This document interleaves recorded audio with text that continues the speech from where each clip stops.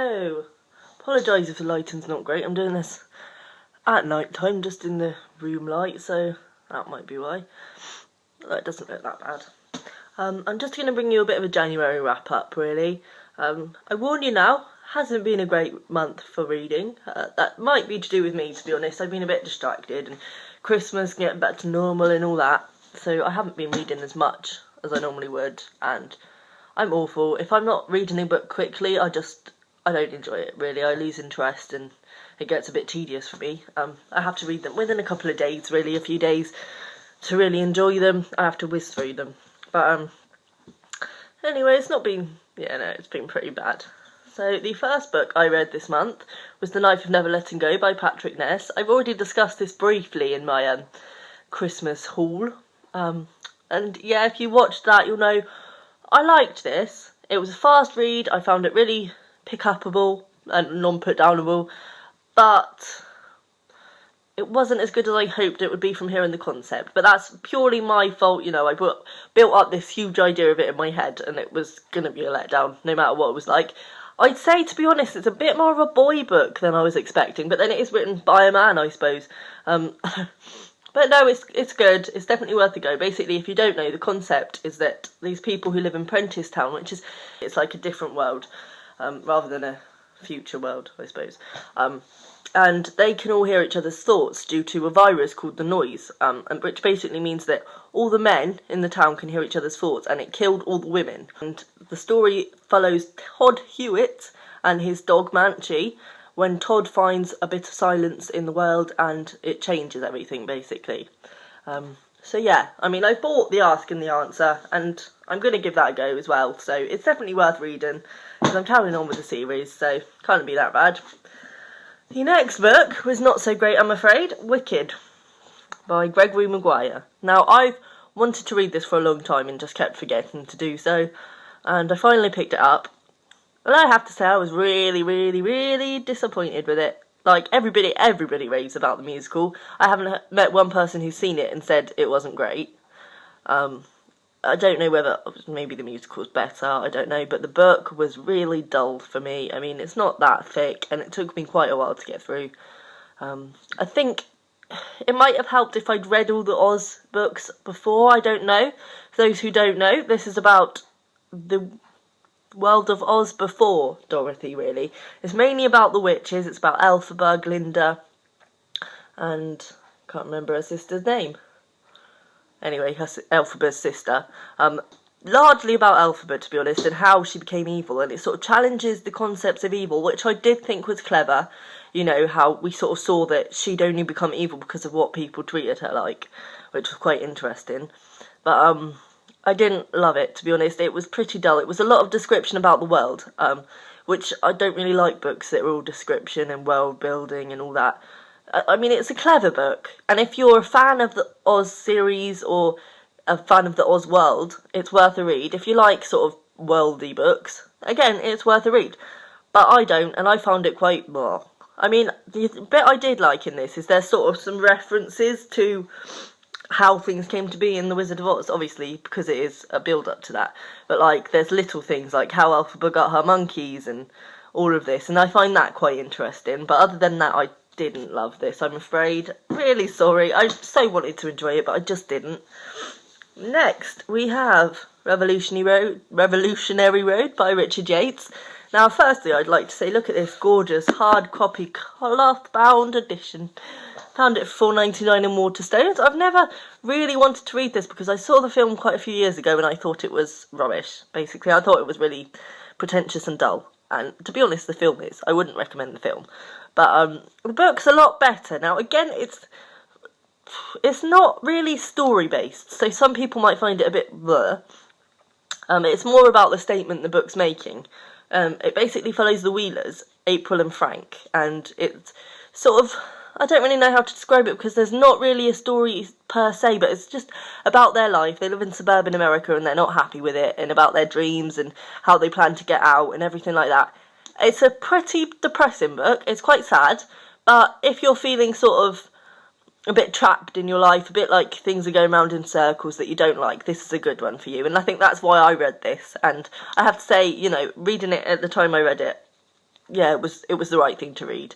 So I'm not sad that I read it. I wouldn't rave about it. It's not my favourite. And I watched the film again the other day, and I really, no, didn't enjoy it. But there's some really good lines in this one that you'll want to write down and keep. So I would recommend it just as one of those books you should read. Do you know what I mean? Not a rave review, but it's quite good. I enjoyed it. Next, we're on to Alias Grace by Margaret Atwood. Now, this is a gorgeous copy I got of this book. It's I found it in a charity shop.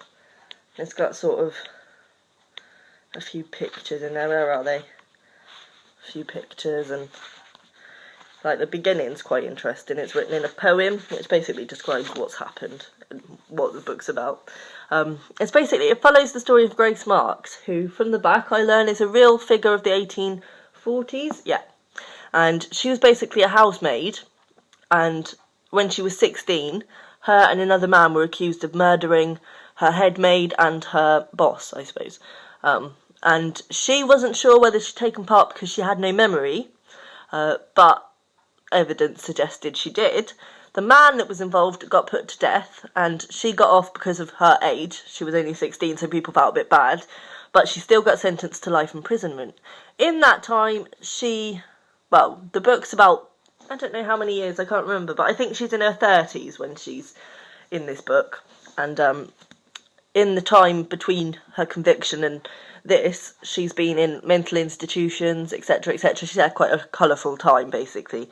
And in this, they still don't know whether she actually did it. She still doesn't know whether she actually did it, so she says. But it's basically a psychoanalyst man goes to visit her, and he just speaks with her, and she tells him about his life, which eventually leads up to telling him about what happened at the house the day these people died. Now, I liked this. I did enjoy reading it, and I mean, it's quite a hefty, I don't know if you can see the size of this book. It's quite a large compared to the others.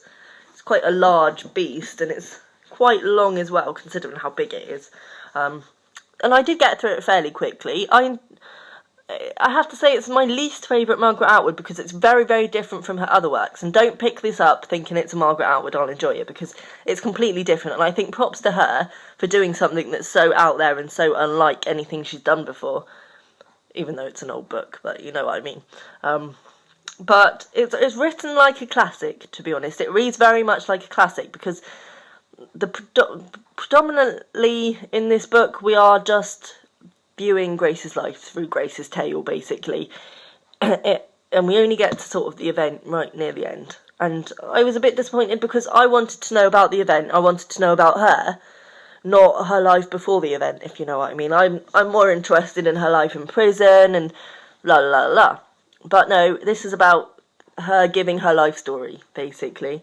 And no, it's written very much like a classic, but I don't like classics because I find them quite wordy. Again, very descriptive, which I don't like, as I said, and just a bit of a long slog, to be honest. But this is alright. I'd say if you enjoy classics, you'll enjoy this because it is written very much like a classic. That's about all I've got to say for that one. And finally, my most negative review, I'm afraid. Now, I know a lot of people like this book, and I really, really wanted to like this book. I've been waiting to get it for ages. I was so excited when I got it, and I was really excited to read it. Wool by Hugh Howey. Now, I don't want to just rip this apart, because that's not fair. And I know a lot of people do enjoy this, and it might just be me, you know, as I said, I've not been really into reading this month. But I didn't enjoy this at all. There's various reasons. I thought the world was unrealistic and far-fetched is my main problem with this. It's a very far-fetched book, and it's very convenient as well. I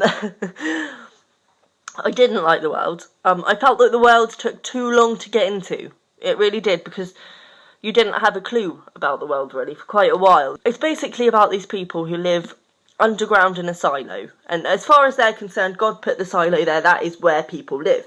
People aren't allowed outside because if people go outside, they die. We don't really know why that is. I'm assuming some kind of atomic thing has happened. So they live in this silo. It's huge. It sort of takes a few days to get round. and it's quite strictly ruled. Now, if you express any desire to go outside, you get put to cleaning, where you go outside in a mask and suit and all of this, which has a limited amount of air. You then have to clean the cameras, which look outside the silo and show them a picture of what's outside, and you will then die from the toxic air, basically. Yeah, I didn't love it. I really didn't. And I thought, there's a bit of a romance in there, but they meet each other twice, and they don't even really talk very long. Like, it's literally a 5-minute thing, and they love each other. And I found that stupid. I mean, I'm not slating love at first sight, but when you're writing a book, love at first sight just isn't plausible. Do you know what I mean? Yeah, I didn't love this. I thought it was, as I say, convenient as well. There is 2 more in the series, Shift and Dust. Now, I'm a bit confused about, because Shift says discover how the silo began. And I think if I knew more about the silo, I might have enjoyed this better, because as I say, it takes quite a while to understand quite what the silo is. And even all the way through, I couldn't really picture it. Like, they have a canteen and it's got a picture of, I suppose, the outside. It's a big wall that shows what the cameras are seeing outside, but it wasn't clear whether that was like a video screen or I don't know. I didn't really get it. But as I said, I wasn't paying overly a lot of attention to this, so that might be why. So yeah, but I think that one comes afterwards, because this one's got a little 1 on its spine, so I suppose it's sort of prequel. But I would recommend probably reading that first if you want to start with this series. I haven't read that one, but from the fact that it says, you know, discover how the silo began and all of this, I think it probably helps a lot with the world building. And Dust, which I assume comes afterwards, and how the story ends. So yeah, I wouldn't personally recommend this. I mean, it's marketed as a young adult book, and I really don't think this would appeal to young people. I'm sorry. Sorry, Hugh. Yeah, not a great reading month, was it? I'm sorry to be bringing you my first reviews being really negative. I didn't plan it, but yeah, as I say, it's just not been a great reading month. I think I've sort of been trying to get through, as well, quite a few books that have been on my shelf for a while, and I always sort of lose enthusiasm for books when they've been there for a while, so that's my fault. I'm not going to do a TBR, because I've seen a few people saying that they feel quite constricted after they've done a TBR, so I'm just going to leave it there, really.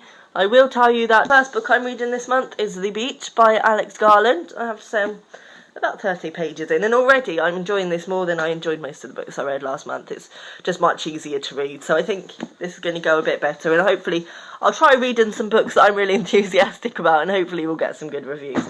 I might even do a sort of my best books of all time kind of video, just to give you a bit of a more positive one. But yeah, that's all for today.